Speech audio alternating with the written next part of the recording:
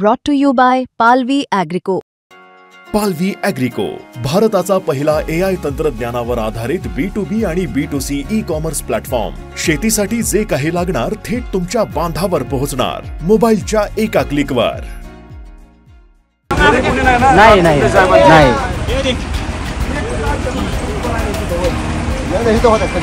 नक्की आहे ना. नाही नाही खंडू मागाशी ते गेली गाडी साहेबांच्या मंडळीला आणि त्यांना मागाशी तिकडे नेऊन जोडले गाडी. दूर आहेत ना, पाण्यापासून दूर आहेत. त्या स्मारकापाशी आपल्या वाड्यावर. गेल्या अनेक दिवसांपासून मराठवाडा आणि पश्चिम महाराष्ट्राच्या अनेक भागांमध्ये मुसळधार पाऊस कोसळतोय. यामध्ये शेतकऱ्यांचं मोठ्या प्रमाणावर नुकसान झालंय, तर दुसरीकडे अनेकांच्या घरांमध्ये पाणी देखील शिरलंय. अहिल्यानगरमधील जामखेड भागात देखील मोठा पाऊस झालाय.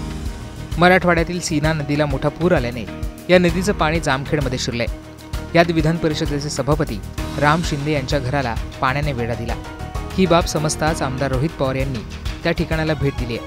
त्याचबरोबर घरात कोणी अडकलं नाही ना याची खबरदारी देखील घेतली. घरी नक्की कुणी नाही.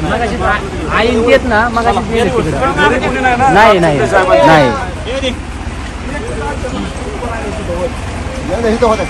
पण नक्की आहे ना. नाही नाही खंडू मागाशी ते गेली गाडी साहेबांच्या मंडळीला आणि त्यांना मागाशी तिकडे नेऊन जोडले गाडी. दूर आहेत ना, पाण्यापासून दूर आहेत. त्या स्मारकापाशी आपल्या वाड्यावरती विशाल शिंदे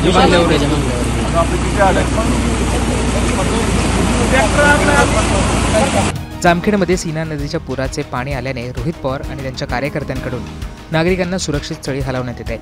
वृद्ध नागरिक, लहान मुलं यांना सुरक्षित स्थळी हलवून त्यांच्या जेवणाची व्यवस्था देखील आता त्यांच्यामार्फत केली जाते आहे.